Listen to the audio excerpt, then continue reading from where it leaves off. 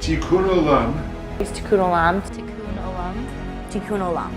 Tikkun Olam. Tikkun Olam. Tikkun Olam. Tikkun Olam. Tikkun.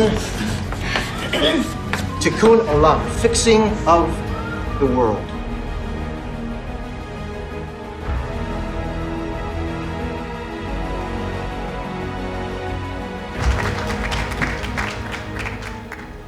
Good evening, everyone. Thank you so much for attending another JTV live debate. Thank you very much to Rabbi Zobin and to Ney Israel for hosting this event and co-hosting it with JTV. Absolutely, we hope to be doing many more events like this. And thank you to all of you for coming on a very stormy Sunday evening.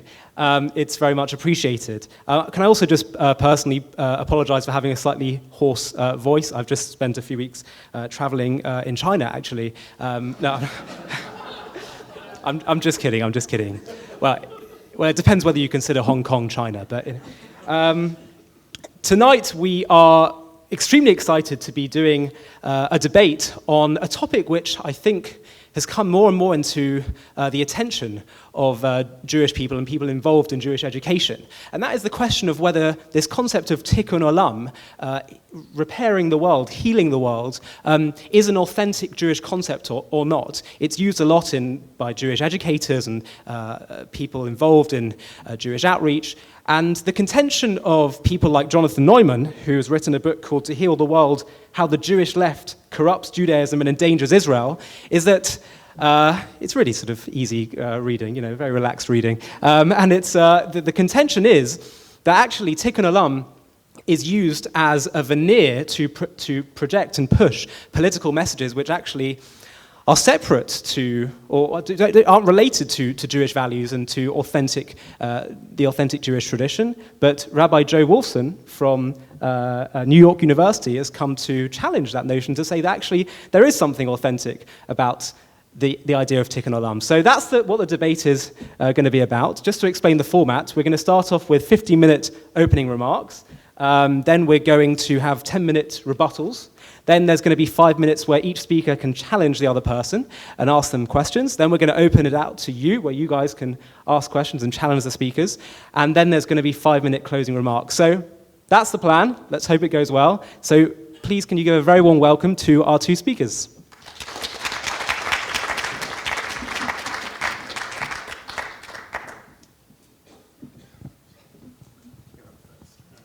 Okay, so Johnny has agreed to go first. So, Johnny, when you are ready.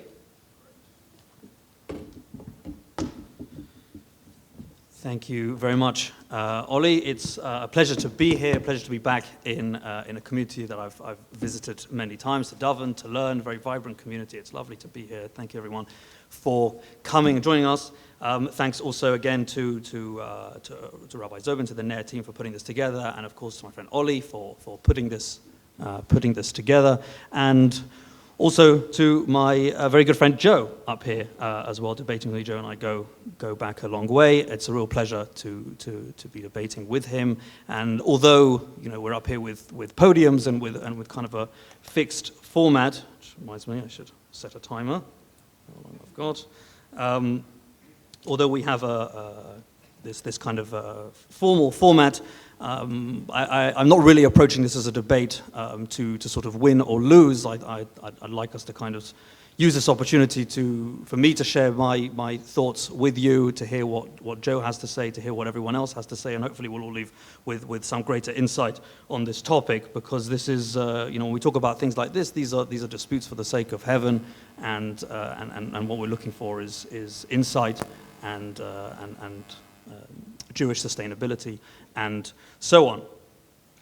So, that in mind, I thought maybe I'd make, probably in the time I have, 4 points, if I can, on the thesis of the book that I've written, To Heal the World, How the Jewish Left Corrupts Judaism and Endangers Israel, which, incidentally, is for sale. It is a book written predominantly about American Judaism. And this notion of Tikkun Olam, we'll come to what exactly that means in a moment, Tikkun Olam, which has become the dominant form of identity for American Jews. And I ask in a kind of British audience that although we have kind of echoes of this concept in the community here, really we're talking about something quite different in the United States, and it really can't be overstated the extent to which this idea dominates American Jewish identity.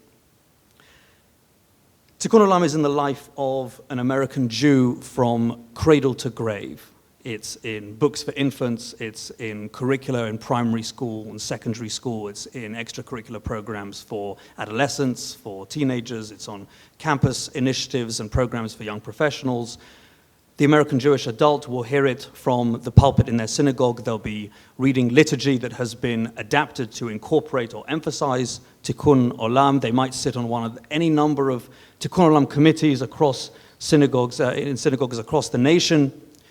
They'll read about it in countless books and articles and magazines and journals, and they will be living in a community, are living in a community that is shaped by incredibly generous philanthropic institutions, Jewish philanthropic institutions that are devoted to Tikkun Olam. Just to give an example, the really breathtaking generosity, the federations, $2 billion every year distributed.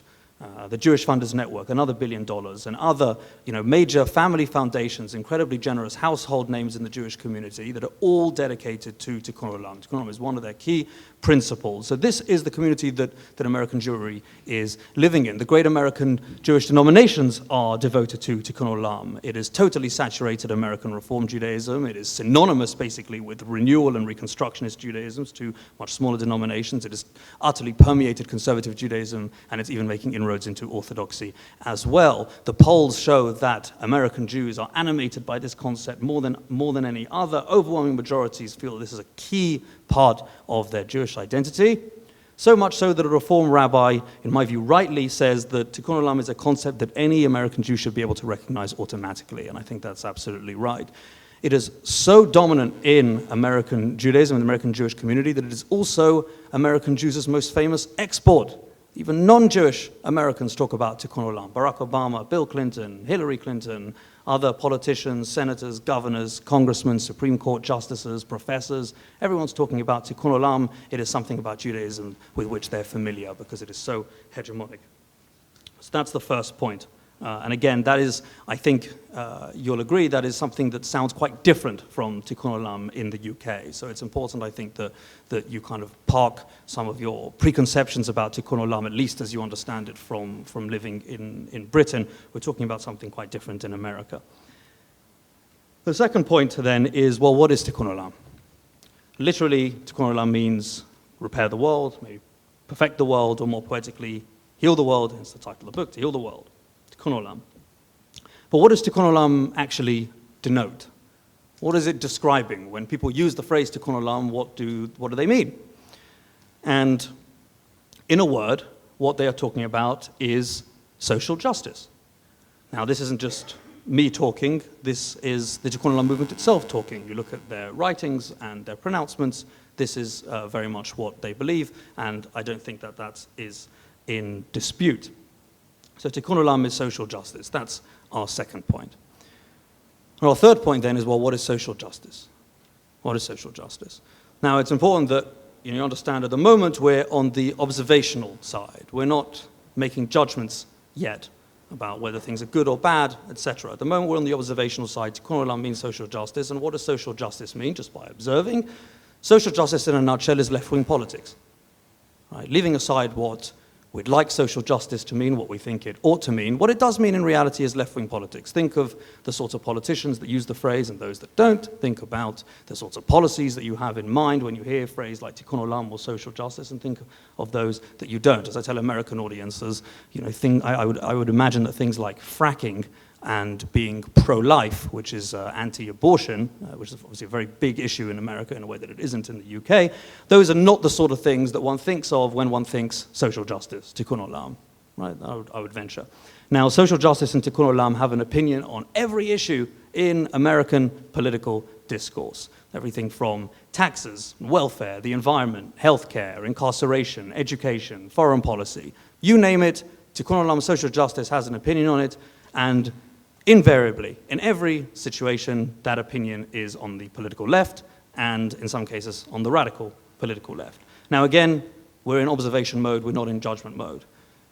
Thank God, Jews in America, as Jews in Britain, live in democracies. Everyone is entitled to their political views. There'll be people in this audience who have left-wing political views on every issue in our political discourse in this country, and there'll be people in this audience who have right-wing political views on every issue in this country, and there'll be many of us in this room who have a mixed configuration of views on any of those issues. So our issue tonight is not about judging the politics or not. It's about questioning this association of Judaism with this overarching left-wing political ideology of Tikkun Olam, which has become so dominant.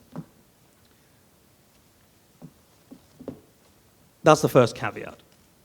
The second caveat, and this is possibly the most important thing that I'm going to say this evening, so if you take away anything that I'm going to say, then please let it be this.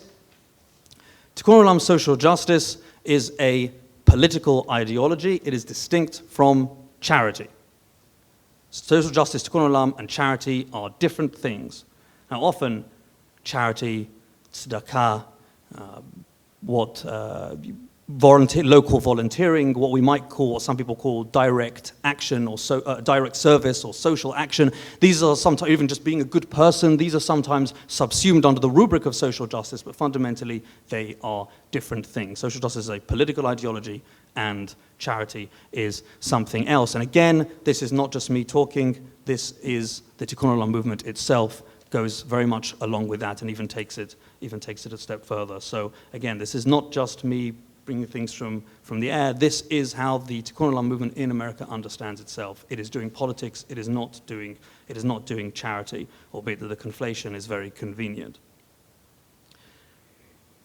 Now, a third caveat is that there's no question that Jews are obligated to perform acts of charity, to perform acts of loving kindness, and we have an obligation to shelter the Jewish and Gentile homeless. We have an obligation to feed the Jewish and Gentile hungry, to clothe the Jewish and Gentile naked. Again, this is not something that is in dispute. The question is politics, not charity. So again, that's very important. So far we've said that Tikkun Olam is hegemonic in American Judaism. We've said that Tikkun Olam means social justice, and we've said that social justice is left-wing politics and not charity. Now we come to the fourth point. We said that Tikkun Olam means social justice, but actually the way that they understand it is that it means Jewish social justice. So what's Jewish social justice? Jewish social justice is exactly the same as regular social justice. It's exactly the same politics, exactly the same worldview, etc. There's one difference. What makes Jewish social justice Jewish is the claim that the political worldview, the left-wing politics of social justice, are mandated by the Jewish tradition. That the Bible, the Tanakh, the Talmud, the rabbis, the Kabbalah, and so on, the Jewish tradition as a whole, mandates us to engage in the left-wing political activism of social justice. Now, there are a number of sources that the Tikkun Olam movement point to in order to make this claim, and actually a third of the book is devoted to looking at each of these chapter by chapter. Principal among them are the creation of the world and the creation of human beings in the image of God, Avraham appealing for the residents of Sodom and Gomorrah, Joseph's economic policies in Egypt, Yetziat Mitzrayim, the Exodus from Egypt, and the books of the prophets, the Nevi'im, and of course the various appearances of the phrase Tikkun Olam, or derivations of the phrase Tikkun Olam in rabbinic literature. And in the book I go through chapter by chapter, looking at each of these sources, looking at the claims that are made about them by the Tikkun Olam movement, and scrutinizing those claims. And in every case, I find that they have no basis. And in some case, even this is in the plain meaning, in the rabbinic commentaries, in the way that the Jewish people have always understood these passages and sources, that they have these understandings, these interpretations don't really have a basis. And in some cases where they try to draw political meaning from these passages, which incidentally is not something that we generally do, but when they do try to do it, in some cases, the sources seem to say the very opposite, if one wanted to go down that route. I think the most obvious of those is Joseph's economic policies in Egypt, and that's something that we can discuss. So we've made 4 points, as I said. Tikkun Olam is hegemonic in American Judaism, really in a way that is not the case in the UK or elsewhere. Tikkun Olam means social justice. Social justice means left-wing politics and not charity. And Tikkun Olam is actually Jewish social justice. They claim that the political worldview, the left-wing political worldview of social justice is mandated by the Jewish tradition. And finally, I'll make, seeing as I've got probably a minute left, 3 minutes left, okay. 3 minutes left, I'll make a fifth point. So we said that, Tikkun Olam is a foreign political export essentially into Judaism. It's about left-wing politics, doesn't really have a basis in Judaism, that worldview of social justice. So what? So people want to go do this kind of political activism in the name of Judaism. So what? Is it such a bad thing? Yes, the answer is that it is a bad thing. It's a bad thing for 3 reasons, and we can perhaps develop them as we go along. The first is that people believe that they're doing Judaism when they are not. They think that by going out and protesting in the street, by writing to their congressman, by donating to a political party, they are doing Judaism, whereas in fact they are not doing Judaism, they are just doing left-wing political activism, which is of course their right, but it is not the same as Judaism. That's the first thing. As someone who generally likes the idea of Jews understanding Judaism and Jews doing Judaism at a level at which they are comfortable, the idea that people are out there doing Judaism, believing they're doing Judaism but not in fact doing it, is troublesome. And of course, this movement is presenting this as what Judaism is beyond the boundaries of the community. As we said, Tikkun Olam is the most well-known Jewish concept outside of the Jewish community. And therefore, this is how the rest of America views Judaism. It is not, in fact, Judaism. I'll say very briefly the other 2 points. Tikkun Olam is a stridently universalistic theology. It has no real place for the Jewish people as a distinct people. It has no real reason for why the Jewish people should exist or endure. And in that way, it essentially endorses assimilation. And finally, if there's no need for a Jewish people, there's no need for a Jewish homeland. And there you get a theological justification for the hostility toward Israel that you see in certain pockets of the community in the States. So I'll leave it there and we can explore some of those in more detail.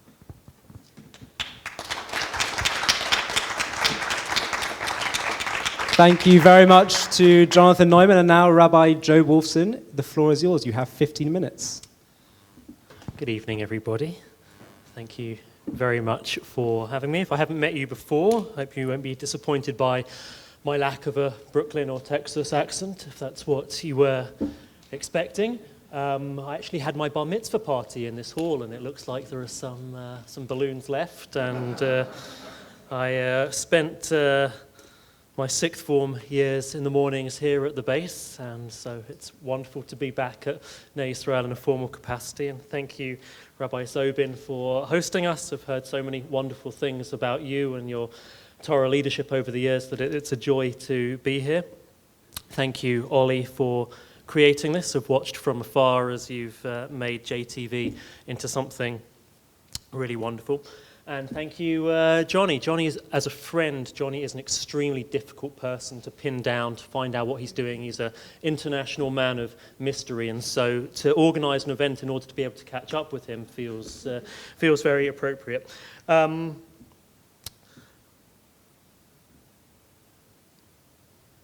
am I here? Well, let's say, I guess better, who I am not. I am not a proselyte of Tikkun Olam, which Johnny, in his book, and as he's just told us, associates with the streams of non-Orthodox Judaism in America. I have no right or ability to speak on their behalf. Rather, I work as an Orthodox rabbi. I'm employed by the OU at New York University, where we have around 400 Orthodox Jewish students and many hundreds of non-Orthodox Jewish students. I do indeed work alongside non-Orthodox colleagues as we try to make Jewish life accessible and attractive to as many of our students as possible. But my personal commitments and identity mean that tonight's debate is really, from my perspective at least, one that's internal to Orthodoxy. One of the things I love when I come back to the UK is to read the Jewish Chronicle or the Jewish News, and they're going to be the same thing, and see what's happening. And I walked into a kosher supermarket in Hendon the other day, and I picked this up. I don't know if anybody's been reading this. This is Yalla, which is the community magazine by Chazak, which is one of the programs of Jewish Futures. If I'm correct, this is the cluster of organizations like Aish and J-Roots, very solidly within the Orthodox world with quite a strong approach to Kiruv. And this issue is called the Tikkun Olam, Heal the World issue. There's one article about Beis Izzy Shapiro, and then there's articles about Africa, Tikkun, and fixing the world one child at a time. So, Johnny, you have got a big uphill struggle because this toxic venom which you have located and detected in your book is spreading its way not only into Orthodoxy, but even into the Heilige streets of Hendon. So much work needs to be done in order to combat it. So I guess we know this is an important conversation to have within the terms of Orthodoxy.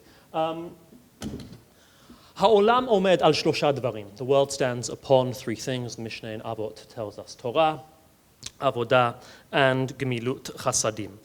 After the destruction of the Bet HaMikdash, Rabbi Yochanan ben Zakkai's students say to him, Oy lanu, makom shemachatchim bo avonotehem shel Yisrael, the place which atoned for the sins of Israel has been destroyed. And Rabbi Yochanan ben Zakkai says back to them, Al yira hadavar beinechem, don't let this be bad in your eyes. Yesh lanu kapara acheret shehi kamotah. We have another version of atonement which is as efficient as the sacrifices. The Ezohi, what is this? This is Gemilut Chasadim, acts of kindness. Now, a person, Jonathan Neumann, for instance, might say the debate here is not about Gemilut Chasadim, but about Tikkun Olam. Now, we'll get into this discussion later when we have a chance to respond to one another, I'm sure, but I would posit that we don't need to be so concerned about what the specific concept is called when we think about what we do. We have a whole cluster of concepts: Gemilut Chasadim, Tzedakah, Darkei Shalom, Tzedek u'Mishpat, Kiddush Hashem, Tikkun Olam. This whole family of concepts, all of whose import is they tell us to not focus exclusively on ourselves, but rather what the Torah wants from us is to constantly be thinking beyond ourselves. Who is there around us in need? Who is there in the world whose life we can improve? I want to share a few sources just in order that we have a sense that we are not talking about a side detail in Judaism. We are not even talking about an important point of Judaism. We are talking about something which is essential to the DNA of Yahadut. The Rambam in Hilchot Yom Tov tells us that the mitzvah of Simchat Yom Tov, of rejoicing, is achieved by eating and drinking. And he tells us that when we eat and drink, chayav la'achil lager liyatom va'almana, we are obligated to also feed and to have at our table the stranger, the orphan, the widow, imshar ha'aniyim ha'omlalim, with all other people who are unfortunate, fallen on hard times. But he doesn't end it here. He carries on. Mish no'el delatot chatzero, somebody who locks the gates of their house. V'ochel v'shotehu ba'anav u'v'ishto. They eat and drink just their family. Ve'eino ma'achil u'mashker, but does not share their food with aniyim u'lamare nefesh, with the poor, with the bitter of spirit. Ein zu simchat mitzvah, ela simchat kreso. This is not the joy of mitzvah. This is the joy of a person's stomach. This has got nothing to do with Judaism. The Torah in Devarim tells us about the Chagim. It tells us that we are to rejoice with our family. Bincha, bitcha, avdacha, amatcha. It also tells us we are to include in that rejoicing, Levi, asher b'sha'arecha hager yahatom va'almana. Rashi quotes a midrash. There are two groups of four, he points out. Levi, ger, yatom, va'almana. The Levite, the stranger, the orphan, the widow. Says Rashi, arba'a sheli keneged arba'a shelcha. My four against your four. My four alongside your four, says God. My four are the Levi, ger, yatom, va'almana. Your four are bincha, bitcha, avdacha, amatcha. Im ata mesameach et sheli, if you make my ones happy, Ani mesameach et shilcha. I'll make your ones happy. This isn't just a cute vort. This is a deep, profound theological point.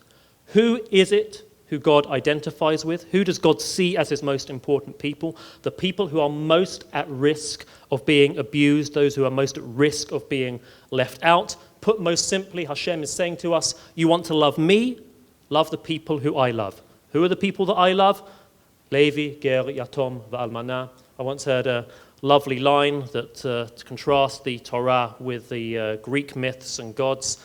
Zeus loves women, Hashem loves widows. That is one way to think about the difference. We don't need to stop with the Rambam and with Rashi. This over here, Sefer Kushari Yosher, it's one of the great works of European Achronim of Lomdus by Rav Shimon Shkop, the head of the Telz Yeshiva. And in his introduction, he tells us that Kedoshim Tihyu, being holy, is to be always and totally focused on the need of the world around us. As Hashem is always concerned with his world, so too we are to be. And this is this astonishing line. He says, how do I combine on the one hand the concern for myself, im ein ani li mili, if I'm not for myself, who will be for me, with a concern for the world? These two things are in tension with one another. And he says as follows, Ish hashalem, that the complete person, ra'ui lahashrish banafsho, should instill in their soul, lahargish, to feel, shekol ha'olamot kulam, that all of the worlds as a whole, every mode of existence experienced anywhere, hu ha'ani shelo, is included within his I. V'hu ba'atzmo rak ke'ever katam betoch habriya kula, and he is just a small part of that existence. V'az gam regesh ahavat atzmo, and then when he loves himself, understandably, Odzer lo, this helps him, le'ehov et kol am Yisrael, to love all of Israel, ve'et kol habriya kula, and all of creation.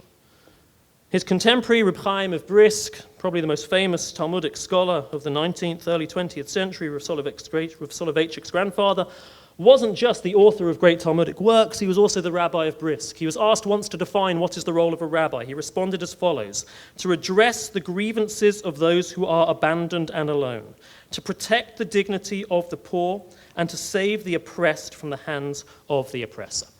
I want to emphasize, I have not quoted the usual suspects. I have not mentioned Yeshayahu or Amos. I have not mentioned our former chief rabbi, Lord Jonathan Sacks. That would be very easy. Rashi, Rambam, Rav Shimon Shkop, Reb Chaim. If you are going to ignore this family of concepts which tell us that fundamental to our existence as Jews is an obsession with looking for where there is pain and hurt in the world and thinking about how we can act to improve that pain, if you are going to ignore that, you are doing great violence to our Masorah. Now, Johnny has said that tzedakah is one thing, politics is another. I think that depends very much on one's view of politics and what one understands politics to be about. I would venture to suggest that if there are people who are naked and hungry, that is a political issue that every society needs to be concerned about. I do not think that the Torah tells us whether or not we should vote for Labour or Conservatives or for the Republican Party or for the Democratic Party. But I do think that the Torah tells us we have to be concerned with issues which are part of politics. Around me in Manhattan every day, it is almost impossible for me to walk a single block without somebody sleeping rough on the streets. I've lived in a number of cities around the world. I've never seen a place where homelessness is as serious as it is in Manhattan, where great affluence exists alongside great sadness. This is something which, as a rabbi of a student community, I see to be something that we should turn our attention to, urging our students to look beyond their Daled Amot. On Thanksgiving, a local homelessness center at its branches throughout Manhattan serves 10,000 meals to those who are experiencing homelessness. Our community donates 1,000 of them. On Purim, as well as giving generously to Jewish causes, we provide hundreds of care packages to a homelessness center and to a sanctuary for women and children fleeing abusive partners. I like to tell my students that the Shulchan Aruch in Hilchot Purim writes that Matanot Levionim is fulfilled with gifts to the non-Jewish poor as well as the Jewish poor. Now, this on the one hand is the fulfillment of the mitzvah of Matanot Levionim. On the other hand, it is also being involved in a very real political need on the streets around us. I personally do not call it Tikkun Olam for a number of reasons, but if somebody wants to call it that, as many do, I don't care. The essence is more important than the semantics. I want to conclude with the following point, a point which Johnny makes in his book and which I think he began to make as he spoke to us this evening. And it's a point which I fundamentally agree with, except that I think that Johnny doesn't take the point far enough. Much of Johnny's argument is against the identification of our Judaism with our politics. Johnny has claimed that much of non-Orthodox American Jewry express their Judaism simply through voting Democrat. They choose their political opinions, and then they call it Judaism.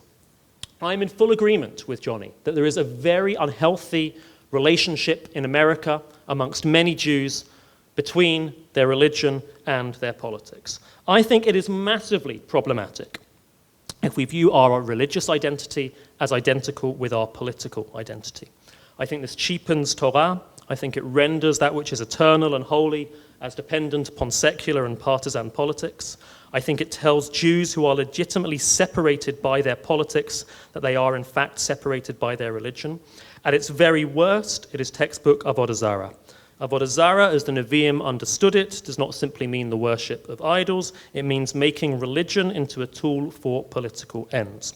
Johnny makes this argument very strongly in his book, and I agree with him. The problem is that it cuts both ways. Just as there are Jews who are saying that Judaism equals Tikkun Olam and Tikkun Olam equals the left wing of the Democratic Party, so too there are Jews who say that Judaism is identical with a certain brand of conservative politics.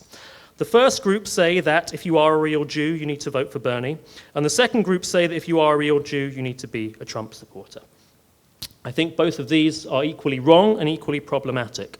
A short example, abortion, which Johnny mentioned. 1 minute left. Woo! Abortion at the heart of the American culture wars is a case in point. Conservative Jewish commentators such as Ben Shapiro, who writes a complimentary review on the back of Johnny's book, will frequently make the claim that the Jewish view on abortion is completely uncomplicatedly pro-life, that abortion according to Judaism is murder. There's essentially no difference between halakha and the Catholic view on the matter. In my opinion, how dare he? Anybody with any halachic sensitivity and integrity knows that the sugya of abortion is simply too nuanced to be shoehorned into a pro-life or pro-choice agenda. All of this is to say that Judaism can and must be the inspiration for our politics. Within the genuine corpus of Torah, we will find material that can be developed and elaborated into support for a wide variety of political positions. But the Torah must never be identical with politics. A healthy community should have members with a diversity of political opinions. If the Torah becomes identical with our politics, one paragraph left, the Torah is diminished and cheapened, our religious lives shrivel, and what should serve as the ultimate common basis for Achdut will become that which divides us. We started with the Mishnah in Avot. The world stands upon 3 pillars. There's not one pillar, there are 3 pillars, multiple pillars. We're not allowed to reduce our Judaism to a singular principle or value. All the more so, we're not allowed to reduce it to a single political position. And chas v'shalom, if in the course of making a political argument against Jews who we disagree with politically, do we end up disparaging and denying one of the pillars, gemilut chasadim, upon which the world stands.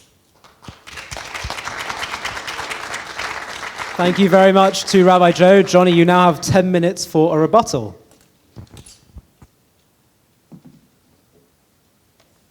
You? Okay, there's a lot in there. Thank you, Joe.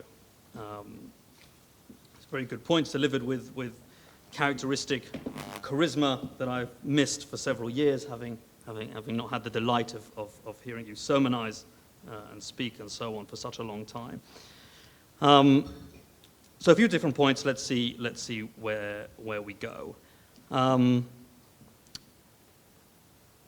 First, you said that the Tikkun Olam that we're talking about is mainly associated with non-Orthodox movements in the United States, and I think that's largely true. As I said, it is making inroads into Orthodoxy, but for the most part, it is something one sees in the non-Orthodox world. And I think that's very important, again, to understand that this is going to be more of as Joe put it, an internal argument using the frame of reference of Orthodoxy, but be under no illusion that this is a tiny subsection of the much larger debate. In fact, this one doesn't actually happen very much. So it's the other debate that's the much bigger one, but of course I'm happy to speak a bit on Joe's terms, because otherwise it would be boring.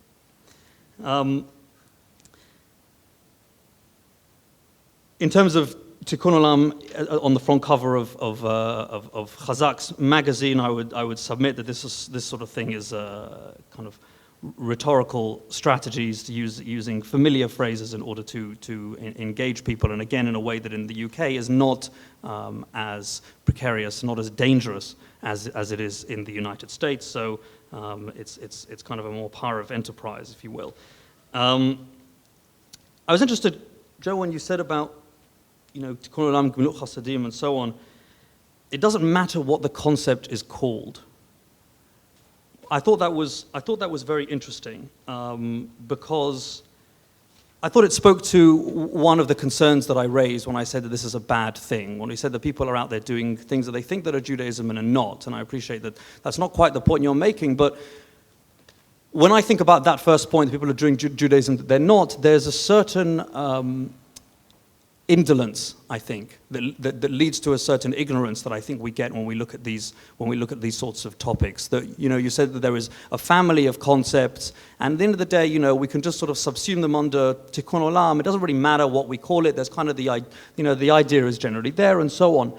But it's strange to me. No other area of Judaism would we say the same thing. No other area of Judaism would not mind, well, what does it really matter what it's called? Yeah, I eat this little kind of unleavened wafer called Shabbat on Seder night. I call it Shabbat. It doesn't really matter what it's called. It's this unleavened thing. What matters is that I'm eating it. Well, I would submit that it does matter what it's called. It's not Shabbat. Shabbat is something else.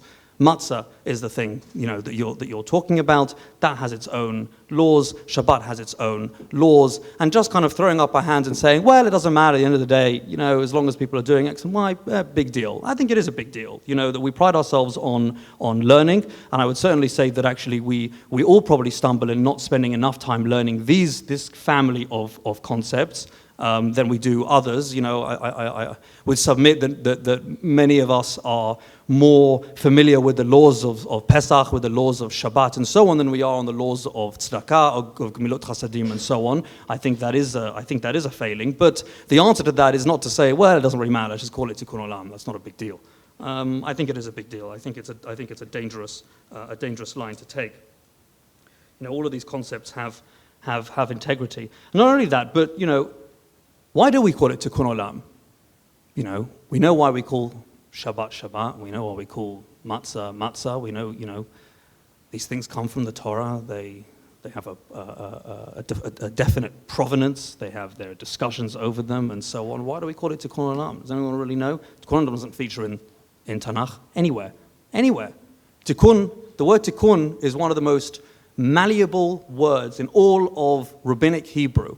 In all of Rabbinic Hebrew and in much of Biblical Hebrew, and yet doesn't feature a single time in Tanakh. And yet, this is the great concept of contemporary Judaism, of American Judaism, every other major concept that we have, creation, Matan Torah, Shabbat, the Chagim, the land of Israel, the Mashiach, every single concept is either there in black and white, or there's some very major allusion to it in Tanakh, and yet Tikkun Olam, absent, totally absent. I'll tell you where the phrase comes from. It was popularized by a bunch of radicals in the 1980s. People like Michael Lerner with Tikkun magazine. That's where it comes from. An idea that we think is 3,000 years old, major concept. Some people in this room are older than Tikkun Olam is. So, I think that the provenance of these ideas is important. They have their own integrity. We have to understand them. We have to learn them. That's what we should be striving to do, not just kind of saying that, well, the ends are more important than the means, so it doesn't really matter at the end of the day. It all matters. The ends of course matter, but so does the means. That part of process. What are we? 5 minutes. No, this never even started. Okay, great. Let's see, what else? Interesting. Joe mentioned that for some people, there isn't really a distinction between charity and politics. That's all very well. I'm going to give you an analogy from one of the leaders in the Tikkun Olam movement, a liberal rabbi. She has an unaffiliated synagogue in Los Angeles. She gave a prayer at one of the Democratic Party, I think, inaugurations. So a very prominent personality. She gave an analogy that I absolutely agreed with. I thought it was spot on. Imagine you're walking down a path. Next to you, there's a river. You're walking down, and you look to your right, there's a river, and suddenly you notice there's a baby in the river. Oh my God, there's a baby in the river. Jump in the river, you save the baby. The baby can't swim, it's going to drown. You jump in, you save the baby. And you bring the baby out to shore, you save the baby, you feel good about yourself, and you carry on walking. You think, well, what was that about? I don't know what that was about. Okay. Then you look to your right again, you see there's another baby in the water. This baby's going to drown, baby can't swim. You jump in again, you save the baby. And then you carry on walking, you see another baby, and another baby, and another baby. And you keep jumping in and saving each baby, one after the other, one after the other. That's charity. That is these localized efforts, the wonderful campaigns that Joe has described, 10,000 meals to shelters and so on. These are splendid, and there's no question. You know, you see someone in need, you see a baby in need, you see the hungry, you go out and you help them. But as you keep jumping in and saving the babies, you start to wonder, why are there so many babies in the river? Where are they all coming from? And to your left, there's a cliff. You look up the cliff and you see that the babies are coming off the top of the cliff. Are they being thrown? Don't know. Are they falling off? Don't know. Don't know what's going on up there.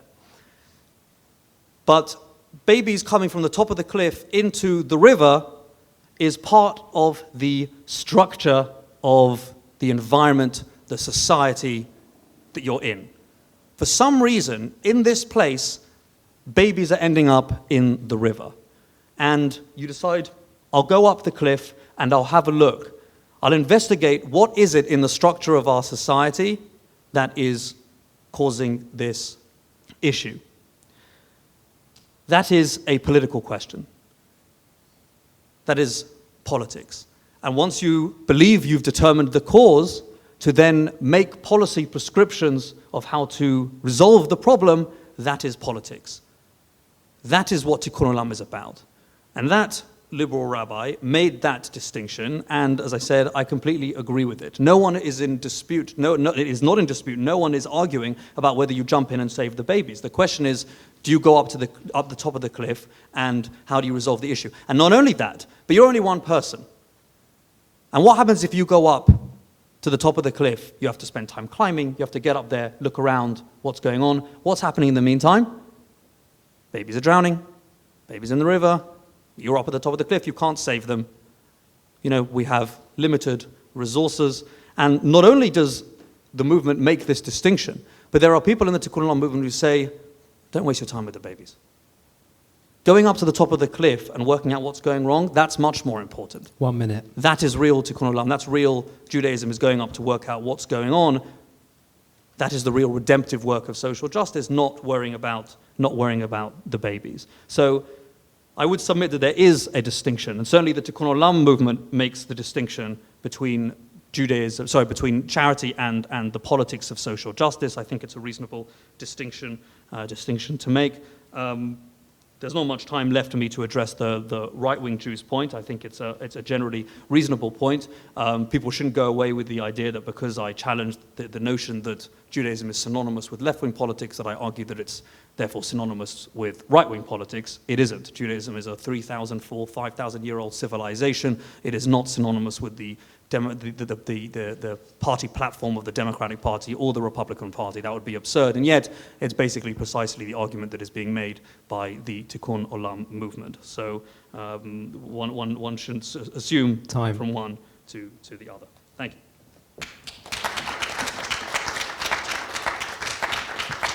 Okay, Rabbi Joe, you have 10 minutes. Thank you.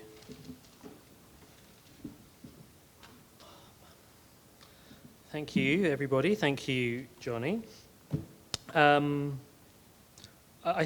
want to thank Johnny for something in a very serious way in his book, which is that I think we are living in quite an impoverished era for high-quality Jewish conversations. I think that we don't actually talk to one another deeply, openly, politely, but with a real sense of machloket l'shem shamayim about what it is that matters. And I think that's true within Orthodoxy, and I think it's true within the wider, broader world. And I think Johnny has in his book is opening up an important discussion about that. So I think it's a really important thing to say that even if a person disagrees with every word that you have written, I hope that they also recognize the importance of having that conversation. The question about phrases is a really interesting one. It's true, I did say I don't think it matters so much what we call it, as long as the content of what we are doing is consistent with what we understand our tradition to be telling us. And I'd like to elaborate on the point somewhat. It should be understood. We are not talking about halacha here. We're not talking about sloppiness when it comes to the importance of categories of whether defining whether something is asur or mutar or anything like that. We're just talking about the names we give to what we do. So a few weeks ago, in preparation for tonight, I wrote an email to a listserv of a group of rabbinic listserv that I'm on. And I said that I'm trying to compile a list of significant Torani concepts whose meaning has shifted over the generations to mean something different today to what it meant in a former era, or to carry an additional meaning even if the original usage is maintained. I wrote this at, what time did I send it? 7:46 in the morning, New York time. By the end of the morning, I had about 15 responses. Here are some of them. I'm not going to translate them because it would take us too long down a certain path, but you'll probably recognize some of them. So, significant Jewish phrases where when we say them today, that means something quite different to what it meant in the past. Chadash asur min haTorah. Am haaretz. Emuna. Tzedakah. Das Torah. You've got to say das Torah. You can't say dat Torah. Bal Teshuvah. Right? Bal Teshuvah in Chazal, in Rishonim, means something very different from what it means today. Kocha de hetera adif, which should very much interest anyone who's interested in Rav Ovadia. Takanat hashavim, tafasta meruba lo tafasta. Shalom zachar. You know what shalom zachar means? It means you actually go and say hello to the baby. How many people make sure to go and say hello to the baby on a Friday night? Glat kosher. Ein mikra yotzei midei pshuto. Derech eretz kadma LaTorah. Mahadrin min mahadrin. Hamachadish b'chol yom maaseh bereishit. Phrase after phrase after phrase. This would be an excellent idea for a series of shiurim. Take a concept, say what it means today, show what it meant originally. We have this idea, evolution of language, evolution of phrases. Far from being a strange or outrageous grafting onto the body of Judaism, something which is completely foreign to it, as Johnny is claiming, actually, this is what Torah Sheba'al Peh is. This is the idea of a living Masorah in which ideas evolve historically over time. At the end, somebody wrote the following line, which I thought was fascinating. They said, thank you for this great thread you've spun. I've been wondering since the morning whether we could make a list of concepts that have not changed their meaning. And this is really something that we should be thinking about. Again, I don't use the phrase Tikkun Olam very much. I don't use it for a number of reasons. Something that I agree with Johnny completely on is that one of the greatest threats to world Jewry, to American Jewry, is illiteracy, is not knowing what our texts are. It's true, if I was a member of the Reform movement in the 1960s, and I said 50 years from now, I want this concept about healing the world to be at the center of our practice, if I was looking through the body of Jewish texts, I would have chosen a phrase called Darchei Shalom instead of the phrase Tikkun Olam. Darchei Shalom certainly relates to the non-Jewish world. It doesn't necessarily have the same Kabbalistic import as Tikkun Olam, although it's been understood by many in a narrow sense, just that we don't want to arouse non-Jewish hatred of us. It's also been understood in a broader sense by some very significant poskim over history. So okay, it's called Tikkun Olam today. It really doesn't bother me that much. If people want to do good things, help people, help important causes, if you want to call it that, that's fine by me. I'm going to say a little word about concern for non-Jewish causes. Johnny, in his book, makes the strong argument that Jewish sources, traditionally understood, reflect a commitment primarily to the Jewish people, and that concern for non-Jews is only of secondary concern. By contrast, the Tikkun Olam movement, Johnny argues, grounds its focus very much on a universalist message. Now, Johnny will not find any argument from me that the Torah does not view the Jewish people as coming first in the list of our priorities. Aniyei irecha kodem, the poor of our own city come first. But this does not mean that we do not care for the non-Jewish world. Chas v'shalom, Abraham prayed for the inhabitants of Sodom, and if it was good enough for him, then it certainly is for us. I very clearly remember being at Gush, studying there, I think it was 2004 or 5, when the tsunami hit Indonesia, and I remember Rav Aaron Lichtenstein thundering from the front of the Bet Midrash, the Rashi, and Parshat Yitro, why did Moshe sit on a stone rather than a cushion when Am Yisrael were down in the valley fighting with Amalek? Amar Yisrael shuruyin b'tzar, af ani ehyeh imahem b'tzar. If Am Yisrael are in pain, then I will be with them in pain as well. Now, there's a very similar Rashi about Noach and his family when the whole world was engulfed in the flood, but Rav Aaron didn't quote that. He probably hadn't thought it through so much. Rav Aaron didn't have any difficulty in taking a Rashi which is talking about identity with other people's pain, which in its original context is talking about Am Yisrael's pain, and talking about the thousands of people who've lost their lives and their homes in Indonesia. It's true, as Johnny claims, that Tikkun Olam in its original setting does not have anything to do with a universalist drive to help non-Jews. But the Torah as a whole clearly sees this as important, even if its primary focus is on our Jewish causes and needs. I want to close, if I have 1 minute left. Well, 2 minutes, I'll make up for having gone slightly over.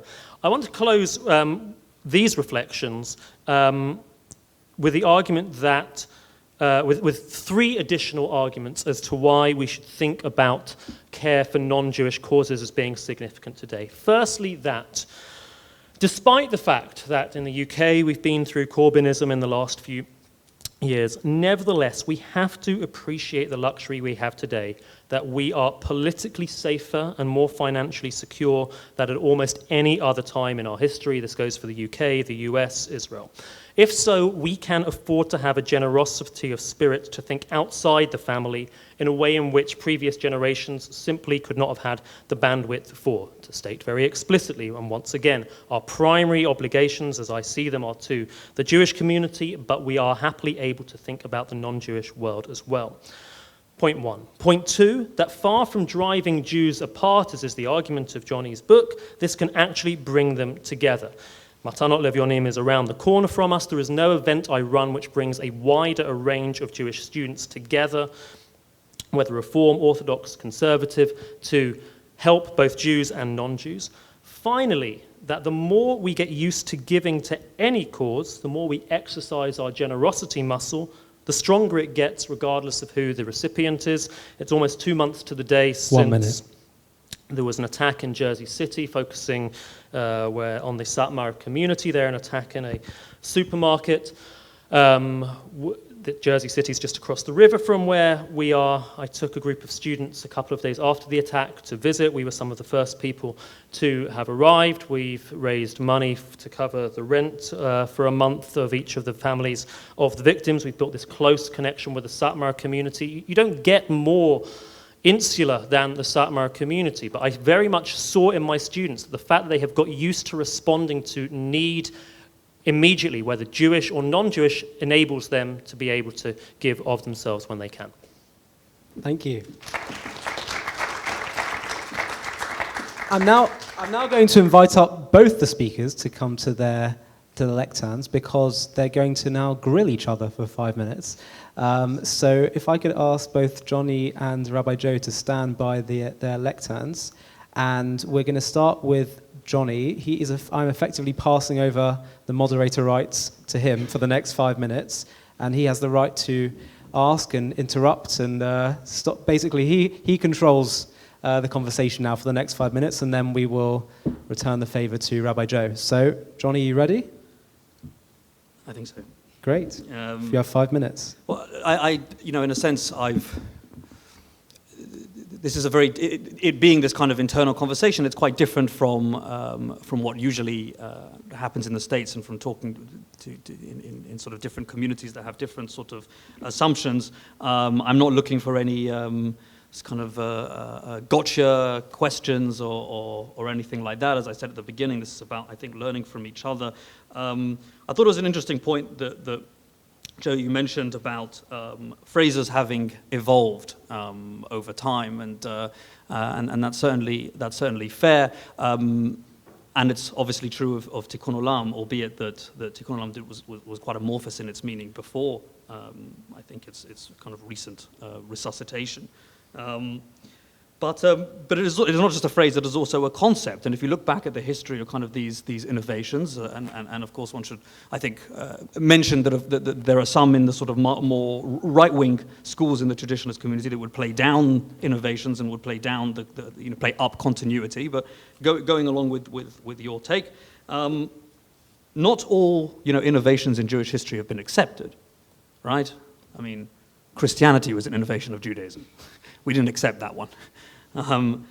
And we remember a lot of these innovations because they were controversial. We remember the philosophic school of the Rishonim. We remember the advent of Chassidut because they were controversial. I mean, the opponents of Chassidut were literally called the mitnagdim, were literally called the opponents. So we remember those things because of the controversy, and those innovations were designed to and achieved Jewish continuity.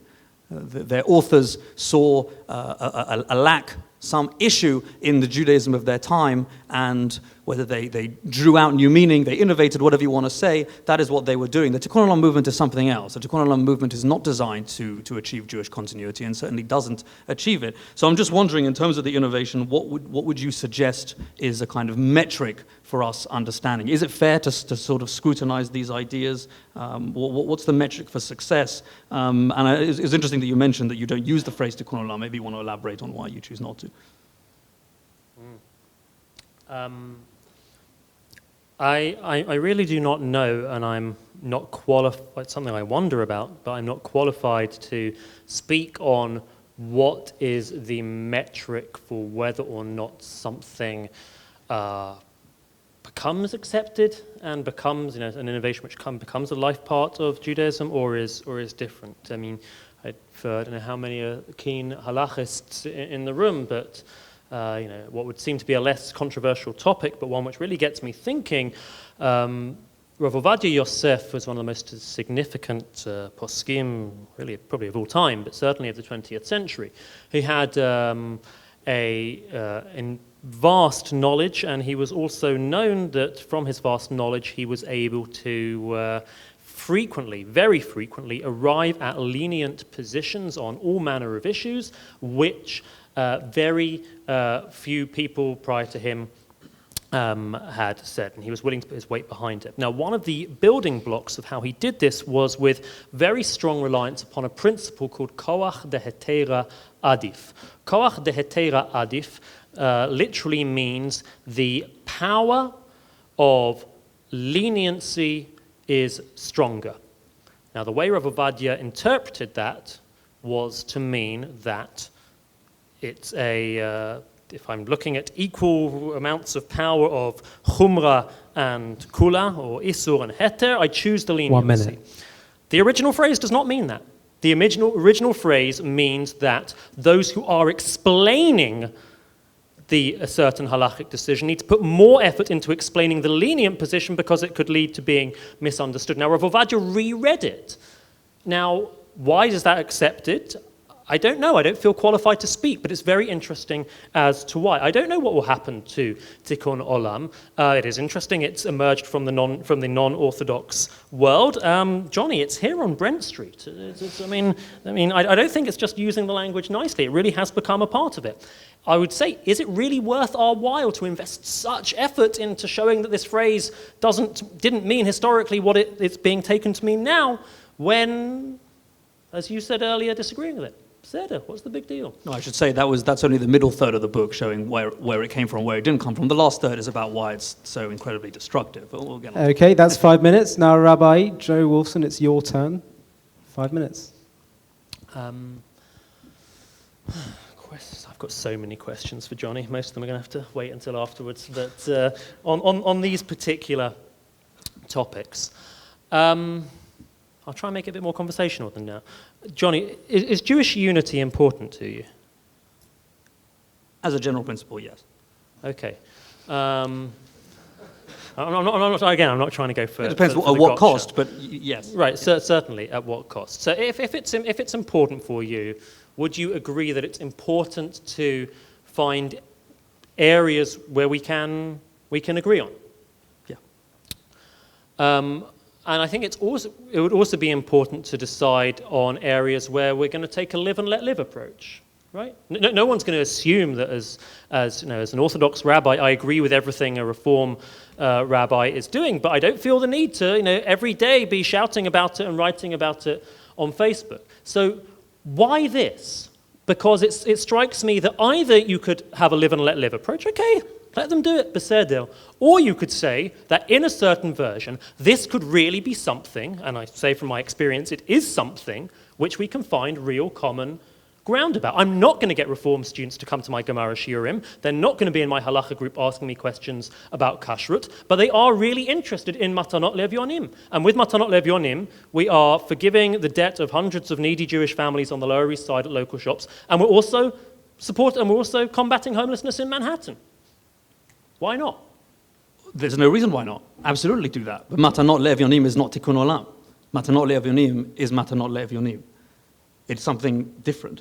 And the fact that, again, part of it, presumably, is teaching them that matanot le'evyonim is a concept with its own integrity. That is presumably part of the enterprise. And if they're calling it tikkun olam, then ultimately, on a case-by-case basis, but ultimately, people need to be corrected because it's wrong. So yes, they're doing a very good thing, absolutely, and I wholeheartedly commend you for doing that, and I agree there isn't enough of that happening, but that doesn't mean that everything that we like, being a good person, is tikkun olam. It isn't, and it never has been. And there is a huge risk where tikkun olam has become the totality of Judaism, that particularly outside of, in the non-Orthodox world in America, tikkun olam has become the totality of Judaism. It's not something that's appended onto what else we're doing. When people go down to Occupy Wall Street on Kol Nidrei night instead of going to synagogue because they believe that atoning for sins in synagogue is and judging oneself is less important than going out and joining a political protest and judging everybody else, that's a problem, I think. I'd agree. Surprise. How much longer do we have in this session?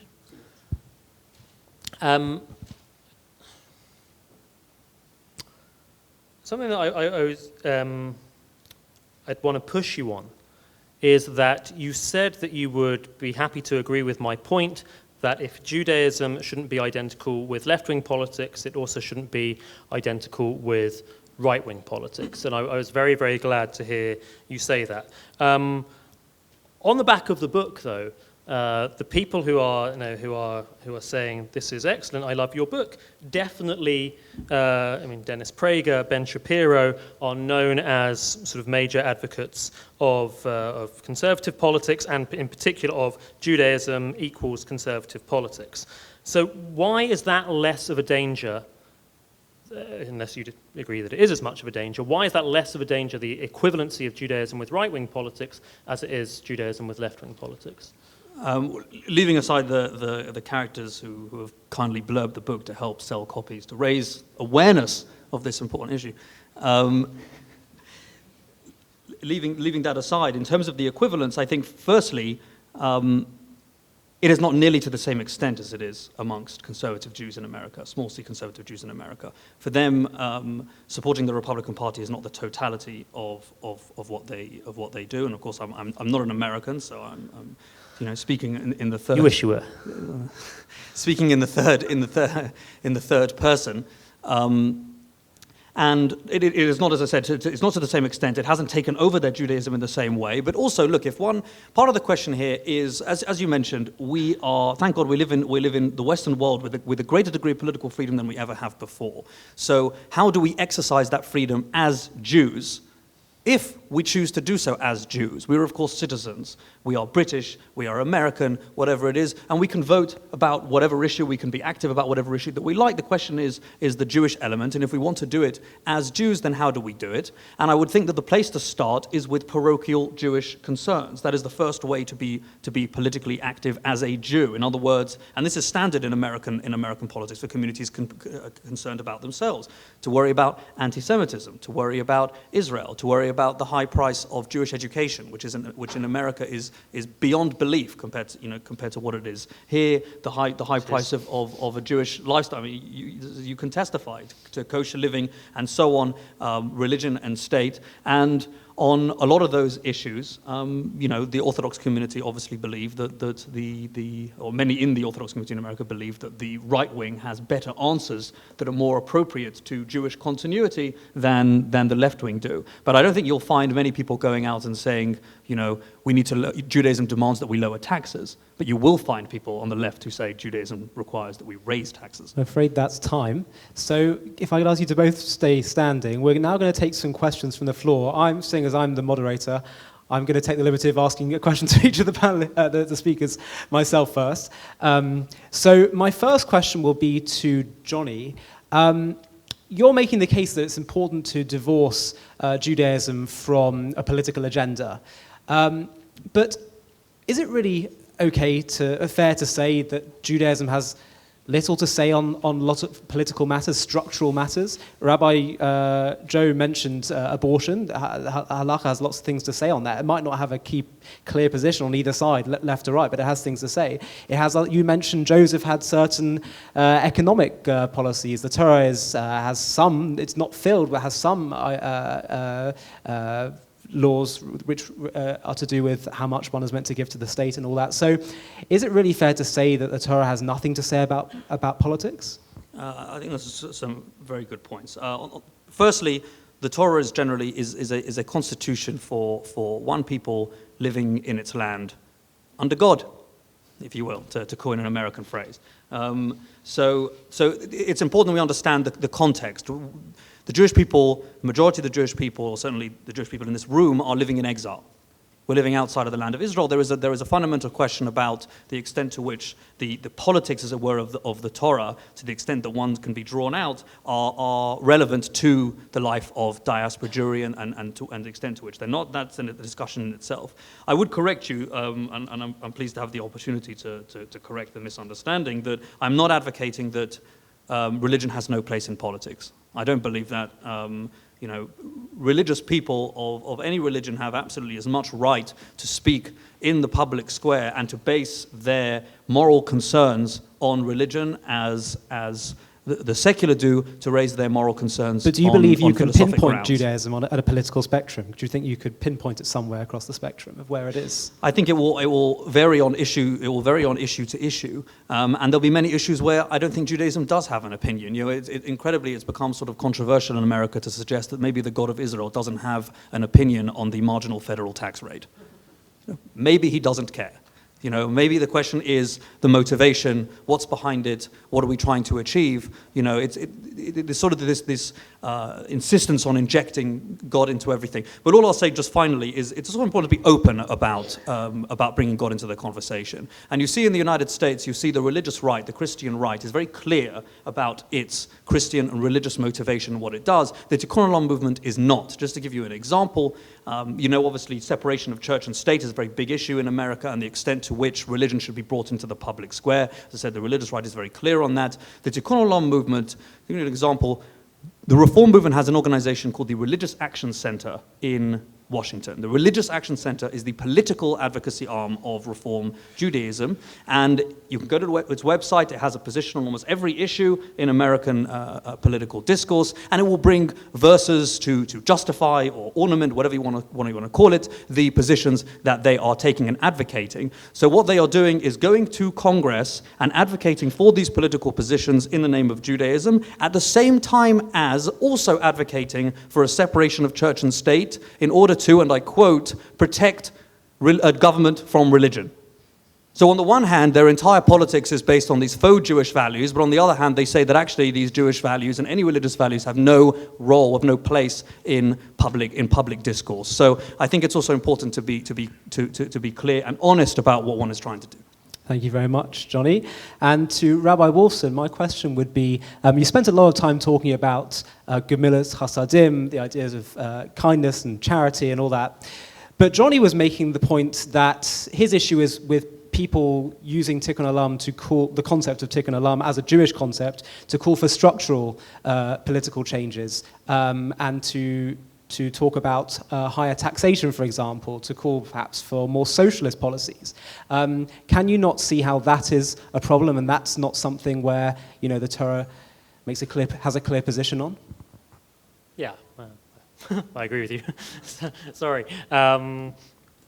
I am not signed up to the whole body of Tikkun Olam activism, which Johnny has so thoroughly researched and read everything of. I would agree. But you don't seem particularly bothered by it. You said live and let live. I'm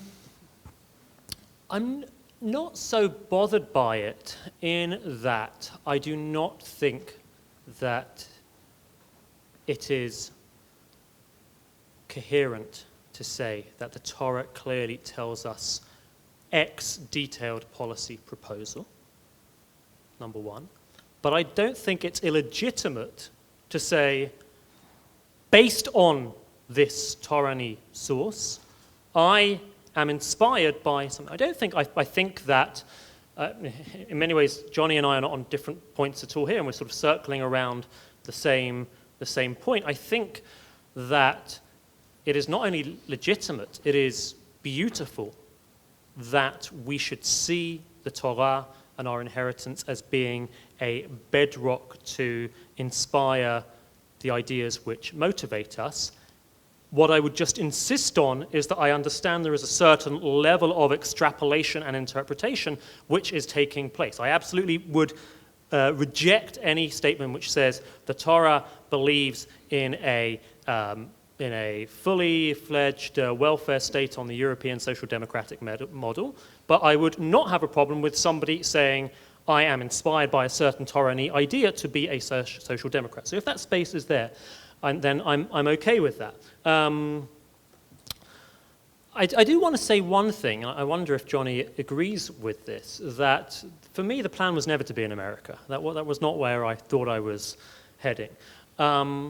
But one thing which really would frustrate me in the UK, and I did both undergraduate and master's degrees in politics and political thought, it would really frustrate me that as somebody for whom religion wasn't important for me, religion was everything, that was how I experienced the world, it was very difficult in the UK to feel confident talking outside of our own world, to be confident talking in a wider environment about my religious values make me think this about politics, regardless of what we're talking about. I felt that in the UK, as soon as you mentioned being religious, you were immediately looked at either as an extremist or as somebody a little bit soft in the head. I mean, something that was sort of quite remarkable. I guess I really came of age under Tony Blair and Gordon Brown. Regardless of what you think of their politics, they were genuinely religious people, very religious people. And yet, I think this is Alistair Campbell's phrase, we don't do God in New Labour, right? There was an understanding that for politics to be successful in the UK, then they can do it. There was this story, I wonder if anyone remembers it, of prior to the Iraq War, or as it was starting, there were stories that Bush and Blair had prayed together. And this was seen as this terrible indictment. Now, you can critique very justifiably the decision to invade Iraq, but the idea of having prayed beforehand is actually something that I find quite beautiful. And something that I appreciate in America, that for all the culture wars, left and right, and it's very, very intense, that religion actually is understood to have a space, whether on the left, whether on the right, as being a very important pool, very, very important resource for how we think about the biggest questions affecting our society. Great. Sam, can I ask you to be our roaming microphone? Sure. Great. So, Sam, you can be the judge. You can decide who's going to take the questions. Okay. It's on this side. Hi. It's very interesting that in this entire discussion so far, neither of you has specifically had very much to say about the issue of whether you call it Tikkun Olam or its equivalent, about Israel. And part of your book, which I like very much, is about the destructive attitudes to Israel, which you feel it engenders. But let's talk also, I'm interested in your take on what this concept means in terms of taking religious positions in Israeli politics, because you have on the one hand what is attributed as Ovadia Yosef's views on the politics of Israel, and on the other hand what's associated with what you've called, religion means ultra-extremist, in inverted commas, ascribed secular politics. And there's very little space in Israel for reformish type versions of Tikkun Olam, in other words, as the religious contribution to politics. So I'm interested in both your views on the messages in your book and the discussion you've been having tonight about the politics of Israel as you see. Thank you. You can each have 1 minute to answer that. So, Johnny, if you want to go first. I think if I understood it, there's two elements. There's one, Jewish communities in the diaspora and how they view Israel, and then Israeli politics in the, you're nodding, so the second part. Tikkun Olam as it pertains to Israeli politics internally. What's interesting is that political activists in Israel don't tend to use the phrase Tikkun Olam. And those on the political left who tend to be more secular, the way that the Israeli politics is sort of divided today, but obviously not exclusively, they use the phrase tzedek chevrati, which is a literal translation of social justice. They don't use the phrase tikkun olam. There could be two reasons for that. Either they are so sort of distant from Jewish learning that it didn't occur to them to use a Jewish phrase, or they're so deep into Jewish learning that they know that this phrase has nothing to do with social justice. So it could be one or the other. In terms of where this politics fits in Israel, obviously in the short time we have, I don't think I can do justice to it. I think it's also a much bigger question, and one that I specifically looked at, not only diaspora Jewry, but particularly the United States. This is a phenomenon that's unique to the United States, for the main reason being that America is certainly the biggest, if not the only, Jewish community in the world where the overwhelming majority is not Orthodox. And I say that, look at a country here or South Africa or Israel in a different way. You have what I call the secular Orthodox. The shul I don't go to is an Orthodox one, which is not the case in America. So it had the fertile ground for this sort of thing to grow in a way that other communities don't. And I think this is a very specific issue to America, and not one that is easily kind of transferable to Israel. So, Rabbi, I also interested particularly to hear your thoughts when it comes to Israel, especially as you said earlier. If people are inspired by Torah concepts to support political policies, great. But what happens when their political policies are actually potentially damaging to Israel or the Jewish people, justified in the name of Tikkun Olam? It's an identical question to what Judy was asking. Am I correct? And if I've only got 1 minute, then I'm going to have to talk. I want to choose very carefully what I want to talk about. I would say as follows. Israel is the most exciting experiment in Jewish history in 2,000 years. It provides an unprecedented platform and framework for thinking about how our tradition can actually build and contribute to a society. I think we are right at the very beginning of the process. And I want to say the following, that the great success of the Likud and the right wing in recent decades, I think, is in large part, not totally, but in large part down to having been able to give the impression, implicitly and explicitly, that they are the Jewish side of the political spectrum. They are the ones who care about Judaism. And now, Benjamin Netanyahu does not keep kosher, he doesn't keep Shabbat, but he is able to give the sense that he is a Jewish politician. The absolute failure of the left, I think, in large part stems from their inability to phrase their beliefs and commitments in a language which sounds Jewish. Objectively, there is no reason why a focus on security issues is a Jewish concept, and a focus on economic justice issues is a secular concept. That does not make any sense. But in the Israeli field, that is how it has developed. And the left will not be able to regain power, if it ever does, unless it learns how to articulate its values in a Jewish way. Will that be in the form of Tikkun Olam? I don't know, but it's extremely interesting to watch. Okay. Gary. Yes, Gary Mond. One of the issues I don't think you've mentioned today is perhaps the single most totemic issue for the Jewish left, in my view, which is climate change. They talk a great deal about it. Their attitude to it is one of almost a complete obsession, and to the point where anybody who is even slightly a climate change denier is regarded as worse than a racist. Why is it that they have this obsession with that particular topic? Johnny, if you want to go first. I think it's a bit beyond the purview. I mean, I would agree that it has become just sort of taken on this kind of religious tones to the debate. I certainly don't care for the term denier, which is something that seems to be used in only one other context, where I think it's a lot more valid. I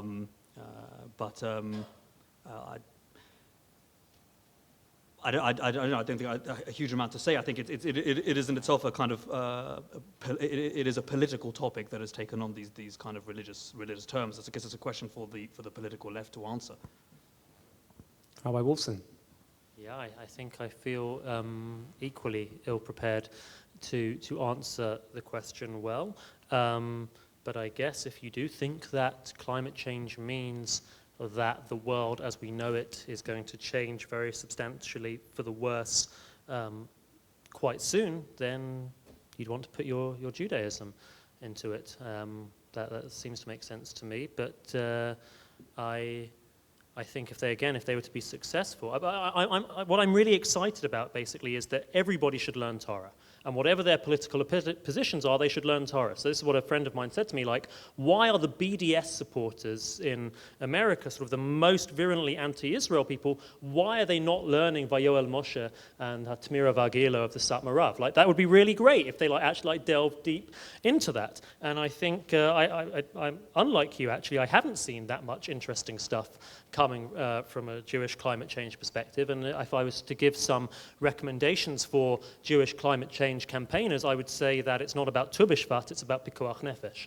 And that's the way in which they should go about thinking about it. Can I just add a point to that? It's interesting that kind of Joe says that, all the BDS crowd and so on, there are sources in the Jewish tradition that kind of speak to their politics, that justify what they already believe. And this is such a key point of I think, the argument that I make in the book, which is that the entire enterprise of Tikkun Olam is from an exegetical point of view, as in from the interpretive point of view, is totally tendentious.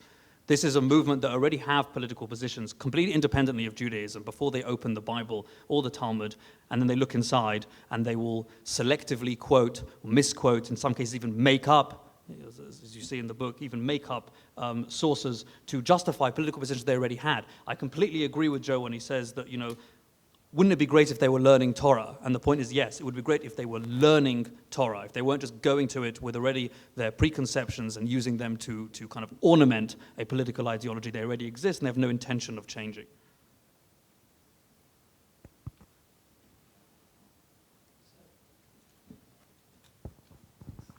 Hi, a question for Johnny mainly, who I revere, and I'm very grateful that you've made your argument. Do you recognize any dangers in making it? You rightly identified the need to clothe, to feed and to shelter the Jewish and the non-Jewish poor. Do you think there's perhaps a risk that when we receive this argument we may be tempted to renege on those obligations? There may be a danger to That was what I was meaning to say throughout. That was my point. I forgot to make it. Thank you. So there may be a danger to my life from writing the book in certain quarters in America.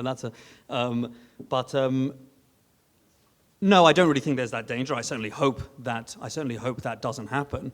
In fact, actually, kind of writing and researching it has made me thought more about the kind of more traditionalist communities in America and what they do in this field, what they could be doing more of, and the like. So I certainly don't think and certainly hope that that's not going to be the message. I hope that the book itself is clear enough to draw precisely that distinction, that actually that sort of work is absolutely essential and something that we should be doing, whereas it's the political association that I take so much issue with. I think it'll go on the same row, Sam. Do you mind if I also add Absolutely, to that yeah. answer? Yep. If I'm going to elaborate your question and identify with it, again, another halachic metaphor. There's a halachic concept called chashash reformi, which means we're worried that what we might do will look like reform. So there's a logic to that, but this drives Israeli poskim mad, right? They don't get it. We don't have reform here, and this is halachic. We're not interested in what other people are doing. We're interested in the halacha.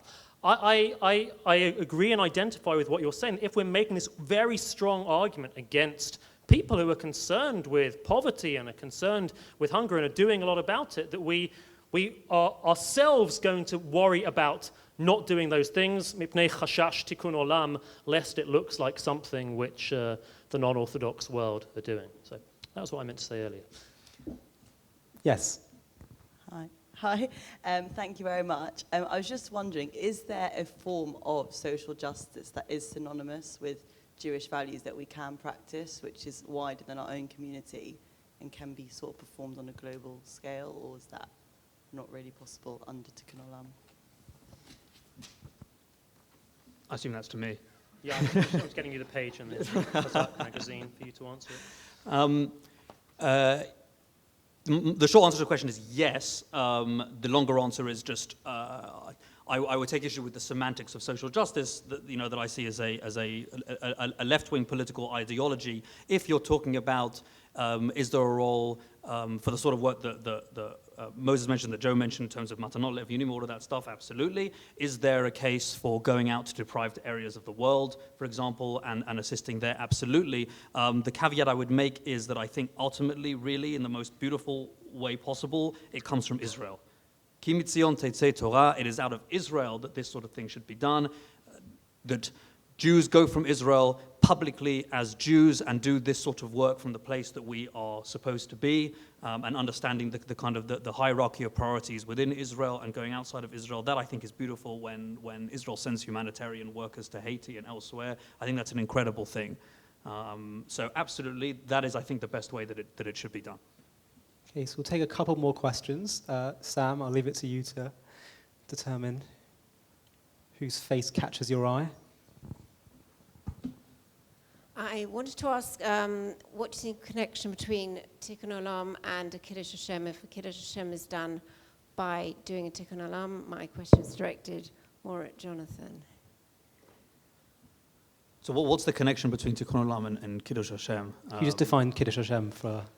Well, Kiddush Hashem is literally the sanctification of God's name, and again, it's not a topic that I've explored in enormous detail. Certainly not to the extent to which I've explored Tikkun Olam.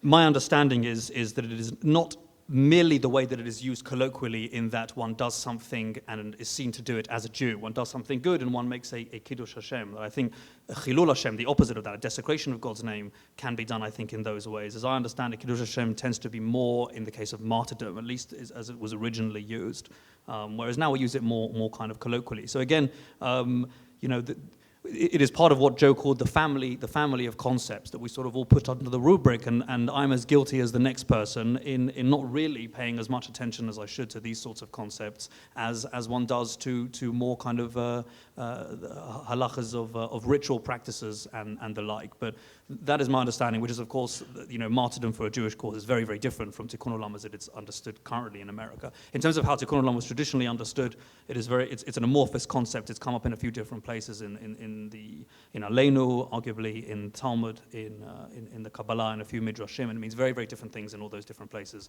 In none of them does it mean the political activism of today. Okay, Sam, I think we have a gentleman over here.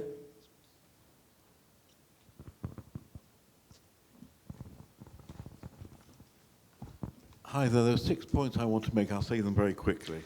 First point is no one has commented how Tikkun Olam is defined in the Kabbalah.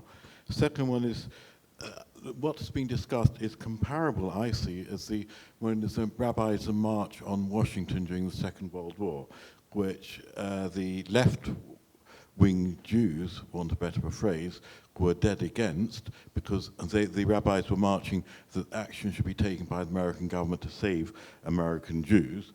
And obviously, they were with the left-wing reform movement in America were more intent on America winning the war than in saving Jewish lives. Third point is the Reform Haskalah emphasized as well social justice. When the well-known phrase, when Russian Jews came to America, when they left the port, they threw their tefillin in the sea. Nobody here has discussed anything other than the world rests on 3 pillars. Only pillar which has been discussed is Gemilas Chesed, not Torah and not Avoda. Now, those haven't been discussed. Fourth point is, I'm a solicitor in commercial practice. I have many Hasidim as clients. They do not go out doing Tikkun Olam, but if they come across somebody who is being wronged, no financial benefit for them, commercial benefit, they will do everything, I'm going to emphasize, everything they can to correct the wrong being done to the non-Jew. Now, the fifth point is, Rabbi Joe Yosef, someone said that he's very innovative in his halachic rulings. Can I comment? I'm not a member of Bnei Yisrael, but please excuse me, I'm being politically incorrect. But Diane Ehrentreu also, in many, my understanding on his political rulings halachic rulings on the Eruv, came up with many innovative halachic rulings which have not been accepted by mainstream poskim, certainly not in London. But nevertheless, he has done so. He is just as controversial as Rabbi Joe Yosef, but Rabbi Joseph seems to be accepted. Rabbi Diane Ehrentreu, I'm not sure, I don't know. Now, the sixth point, the final one, is going down to Wall Street to protest on Kol-Nidrei night. Why do people going down on Kol-Nidrei night? Because they do not wish to face up to the fact that they are being Machalel, Shabbos Machalel, Yom Tov Machalel, everything else you can think of. They're not willing to face the fact that they are non-believers in Judaism. Thank you. Thank you very much. Now, normally I would have stopped someone immediately when they said I've got 6 points, but I did find all those points actually very helpful for this discussion, quite interesting. So I think, would either of the panelists like to reflect on those points that were made at this stage? I think more of them were perhaps directed at... Is there a particular speaker you'd like to reflect on those points in particular? No? Just wanted to bring them out there into discussion. Fair enough. Okay, I will get into a lot of trouble if I don't ask my mother to pass the mic to her. So Sam, if we could...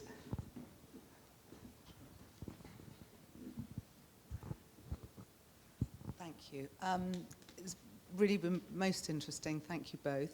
I have read Jonathan's book, and the thing that really concerned me more than anything, and I'd really like to address this to you, Rabbi Wolfson, you've given some really compelling arguments this evening, but the thing that concerns me most about this development of Tikkun Olam in America is not the social justice work and the good that's being done and the huge acts of kindness, but that actually it is corrupting what Judaism is about, and it sounds like there are communities being formed around this idea.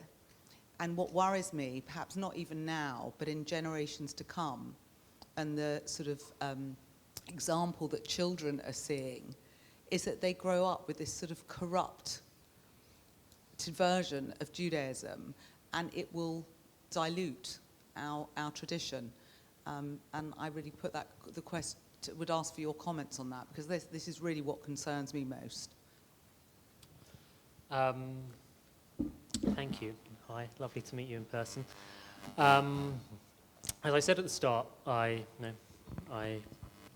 do not have the right or ability to speak on behalf of those movements. I'm not a member of them, and although there are obviously many differences of opinion about how Judaism should be understood and lived, I don't think that I'm in a position to really twist the screw on certain things, except I'd just say as follows, that whilst I have many things that I would wish for the Reform movement and others, I a devotion and a commitment to Talmud Torah, and it's worth saying that I'm sure as many people have realized that something like Daf Yomi has taken off in a way for the first time ever, I think, this cycle outside of immediate Orthodox circles. I think that's a good thing. But what I would say is that I think we need to be careful as people who are so passionate about our Torah and our Judaism and committed to halacha. I think we need to be careful to consider what the options are. If the choice is between, and here I'm more paraphrasing Rav Lichtenstein, if the choice is between a person driving to their Reformed temple or not going to any synagogue ever at all, I will choose them driving to their Reformed temple. If the choice is between young people getting passionate about Tikkun Olam, whether it's misguided or not, whether it's primarily got its basis but it goes too far, wherever you land on the debate between us tonight, I prefer them even to be doing something which is incorrect Jewishly than to be doing nothing Jewish whatsoever, simply because the potential tragedy for the loss of millions of Jewish people in America is too great to consider. I would prefer them to carry on living their... Obviously, I'd have visions of what I would like ideally, but I think in a more realistic way, I would prefer them to carry on living their lives as they are than assimilating completely. I don't think that and an obvious Rabbi choice. Joe, does that mean no matter what the political agenda is of the Tikkun Olam brand? No matter what. Obviously, you can get to outrageous positions. So where do you draw the line? I'm not sure I feel equipped to put a specific line down, but I want people to identify as Jews. I think if you... I prefer that Am Yisrael stays as Am Yisrael for all of its many imperfections and for all of our very serious machlokot, which we will have with one another, which Johnny has written deeply about. I would prefer for that to be the case than for Am Yisrael to be depleted by 60, 70, 80%, and just everybody is doing what should be done. I think we have an obligation to Am Yisrael. Okay, before we take perhaps one or two... And I'd go so far as to say that I'm pretty sure Johnny would agree with me. Well, before we take one or two final questions, Johnny, would you perhaps like to comment on that? I'm going to rephrase the question to Johnny. Would you prefer that they do their Tikkun Olam, however mistaken that you think it is, that they do not exist?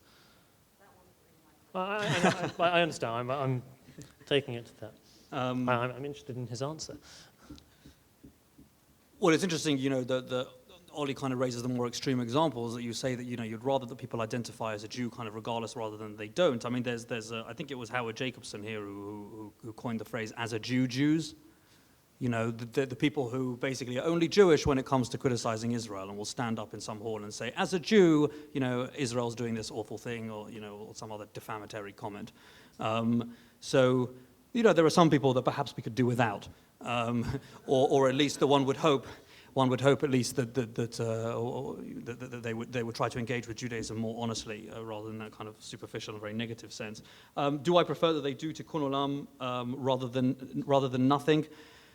It's difficult to say. In a sense, when Tikkun Olam becomes the totality of Judaism, they are in effect doing nothing. They are not actually doing Judaism. They are doing just the political activism they would be doing anyway. They're just calling it by a Hebrew phrase. They are describing themselves as Jews and acting as Jews. You disagree with their version of Judaism, but you disagree with their version of Judaism regardless. They are doing it. They are saying that they are doing it as Jews. They're saying they're doing it as Jews. I would disagree that they are acting as Jews. They're saying that they're doing it as Jews. They may well go on birthright. They may well get involved in other things. I don't think we can underemphasize this point of how important it is that people consider themselves as identifying with Am Yisrael, regardless of what our differences are with them. Well, we are not big enough to be able to shed. No, 100% as a general point. I'm not suggesting that we simply write off vast swathes of the Jewish world. I absolutely believe that we need to do outreach in order to bring them into a more traditionalist practice, as Judaism has been defined and expressed for generations. But simply accepting that this is the Judaism they're practicing, whereas in fact it is simply the left-wing politics that happens to manifest in the contemporary United States, and calling it Judaism is not Judaism and is doing a great deal of damage to Judaism. Now, again, on a case-by-case basis, I'd absolutely want to bring them to bring them closer to a real Judaism. I think it's a false choice to sort of say that we can just throw up our hands and say, well, that's fine. Let's just accept what they do versus kind of throwing them out. I want to take active steps to bring them in, and part of the idea of writing this book is to make the case for why what they're doing is wrong and try to show them there is a different way. Okay, so we're going to take 1 to 2 final questions. Is there anyone here who has a question they would like to... I think Henry Kellner wants to say something. One sec, we just need to you need to grab a microphone. Just hold on 1 second. And then at the very back, we'll just wait till you get the microphone. And then raise your hand if you had another question. If you had a question. Yeah, thank you. I think the issue's already been dealt with, but I just want to get the specific question I think Joe was relating to. Sorry? Oh, sorry. I just want to get to the specific question because I'm not quite sure what Johnny's answer is. If we're saying that Tikkun Olam is keeping these people within Judaism, and clearly they're not doing anything very bad or against Judaism, are you saying you'd rather they would not engage in Tikkun Olam and become assimilated and leave Judaism? I'm putting it in very stark terms, the question. No, thank you. Again, I think we're falling into the traps to saying that this is keeping them within Judaism. In what way is it keeping them within Judaism? They identify as Jews and they will not assimilate, possibly. As a term which I think Joe referred to Rav Lichtenstein, and I've seen his description of Reform Judaism, which makes very clear that he doesn't consider it legitimate, but he recognizes the good they are doing in keeping people within Judaism. So in the same way, what would your view be on that? Don't want to put you against Rav Lichtenstein, but give it a go. Again, simply, I'll reiterate what I said, that we're saying this is keeping them within Judaism. They may define as Jews. If it is. Which it isn't. Make it very specific. If it is. It's not very specific, hypothetical. Well, it is keeping them within Judaism because they recognise Yom Kippur. They might not do what you or I do, but they recognise this day of Yom Kippur. Maybe they go down to Wall Street wearing a talit, so they're using symbols of Judaism. Hold on 1 second. If you want to speak, we have to bring a microphone to you. So, Sam, if you could just quickly bring it. Thank you. But again, please just stick it to a question. Okay, that wasn't my question, but I do feel that they're still identifying as Jews by doing that, although it's completely alien to what we... Okay, fine. So, John, if you can just address that point quickly, because it's been directed to you, and then we're going to take one final question. There is, I dare to say in tongue-in-cheek, there's almost an element of cultural appropriation. To go down to Occupy Wall Street and campaign for a political position that has nothing to do with Judaism, but to happen to be wearing a talit while you're doing it is basically irrelevant to Judaism, and it's doing something completely different in the name of Judaism. I will address, in terms of that point, in terms of the gentleman's point, when we're saying that there's nothing bad about it, there are plenty of things that are bad about it. The Tikkun Olam, as I said, and I apologize we didn't get a chance to explore this in depth, there's a whole third of the book devoted to this. The Tikkun Olam is stridently universalistic.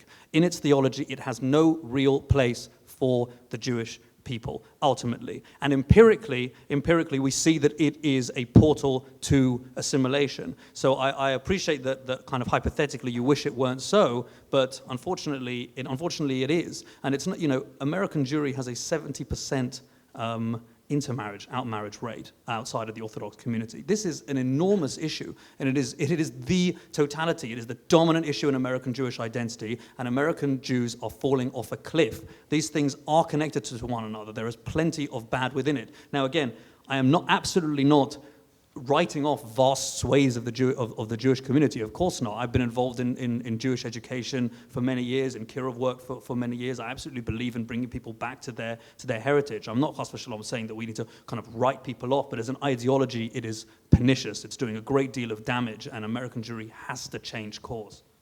Okay, final question. There's a lady over here.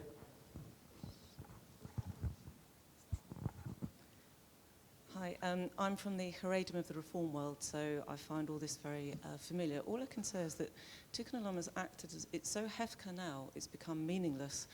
Hence, I think someone else's point that it's leeching Jews, sadly, from the nation. And our only job in this world, and sorry to reiterate the obvious, is to do the Ratzon Hashem. So again, the 3 points, the Ramchal, the Torah, the Mitzvot, the prayer, the Chesed as well, and that is what will bring if you like, the redemption and the help in the world, but it is not our job. It never says anywhere in the Torah that it is our responsibility to change the world, to repair the world. We can only do that through doing the mitzvot, and it's the rabbi's job to bring people in to do that. Okay, so Rabbi Wilson, do you want to reply to that? And also, Johnny, quickly, just 1 minute on each. I'm not sure it was a question. I mean, do I believe that mitzvot are central to what we do? Yes, very, very much so. Mitzvot and halacha are oxygen. And maybe there's some confusion around the following, but we are talking about a couple of things which shouldn't be confused. One thing we are talking about is what is our ideal version of Judaism? What do we believe? Now, I don't think there's much of a difference, if any at all, between Johnny and myself in terms of what our vision of Judaism is. We are committed to Torah, Avodah, and Gemilut Chasadim, and whatever else we want to use to talk about it. What we are talking about is not Judaism. We are talking about Jews, and we are talking about the idea of. Not the idea, we're talking about the existence of the Jewish people and how to evaluate and relate to one particular activity that one part of the Jewish people are doing. My argument throughout tonight has been that I am not a representative of them. I do not speak on their behalf, but I think that there are some very important things which we are going to miss if we fully reject that. And my argument, which has emerged in the last few minutes, is that especially as Orthodox Jews, we have a commitment to Am Yisrael and to preserving Am Yisrael. And even if it is far from perfect, I will take a person's identification as a part of the Jewish people against their lack of identification. What you mentioned, that Tikkun Olam is kind of hefker, isn't this kind of it's ownerless, that it is sort of like an avatar for whatever one wants it to be. It reminds me of a story, and actually involves somebody in this room, so I hope they'll forgive me. There was a group of British Jews who went to Boston as part of a program, and to find out about the community there. And they went to Boston because the Jewish community in Boston is about the same size as Anglo Jewry. And some of the people in this group, had political predispositions that tended towards the center left or the left. They weren't kind of going into it necessarily going to be hostile. If anything, the Tikkun Olam message might have resonated with them. But even then, even for them, after hearing one speaker after another talking about any number of topics and always referencing Tikkun Olam, Tikkun Olam, Tikkun Olam, even they could start to see through it. It started to become this complete joke. They in fact started calling it chicken or lamb.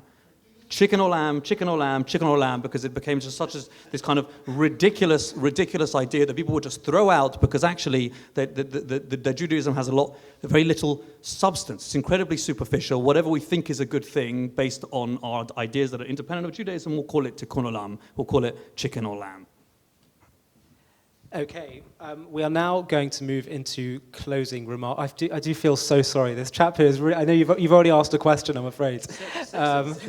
Sorry, you've asked 6 questions. Well, 6 points. I'm afraid after the event, you'll have a chance to speak with the speakers and make your points there. So I'm now going to ask each of you to do 5-minute closing remarks. Seeing as Johnny started, I'm now going to do it reverse order. So Rabbi Wolfson, if you would like to provide your closing remarks, you've got 5 minutes. I'll be much quicker than 5 minutes. Just to assuage to respond to any potential misunderstanding. I think that the most important thing that we can do is to commit ourselves to our tradition, is to open ourselves to Torah, is to commit ourselves to mitzvot, and to use the huge and beautiful tradition that we have inherited in order to inform how we are in this world. What I have argued throughout tonight is that one of the pillars of who we are in this world is being always concerned with those around us and how we can help them. Arba'a sheli keneged arba'a shelachem. HaKadosh Baruch Hu identifies with those who are on the margins. And I think that as Orthodox Jews, this is something which we should put a significant emphasis on.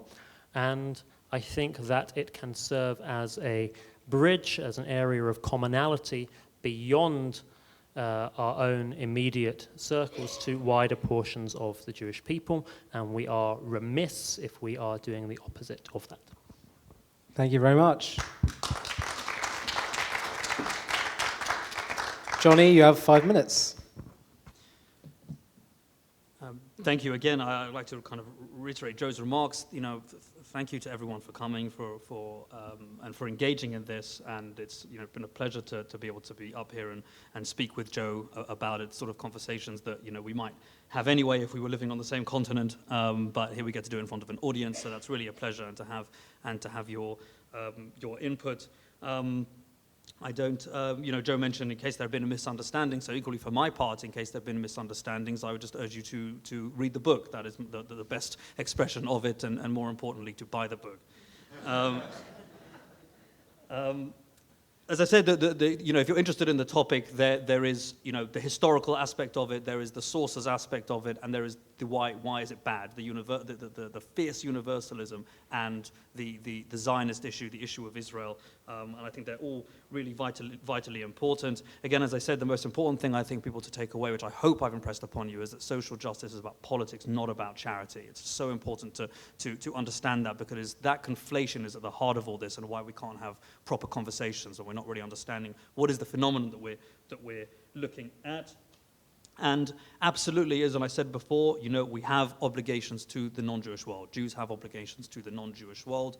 From a theological point of view, they are not simply obligations between two human beings, they're obligations between Jews and non-Jews. And that in itself presupposes this particularism, the idea there is a distinct Jewish people that have a role in the world, have a meaning in the world, there is a reason that we should endure, that we should persist, and that we should pass Judaism onto the next generation. And not only that, but we should try to pass Judaism on to the people in our generation who don't have it, who are practicing something that is not Judaism, and that is not simply an innocuous expression, but is one that is doing enormous damage to American Judaism. And this is, as I said, a distinctly American Jewish phenomenon. It's something we only hear kind of echoes of here, but keep it in mind, America is the largest diaspora community in the world. It's something that absolutely we should be interested in, we should care about, and of course to be mindful of that phenomenon coming here. So I think I'll leave it there. So thank you so much to Rabbi Joe, to Johnny for entertaining us tonight, and for informing us, and for giving us food for thought. It's greatly appreciated. Thank you to Rabbi Zobin and to Ney Israel Synagogue for hosting this event. And thank you to all of you for coming. We'll see you at the next one. Thank you very much.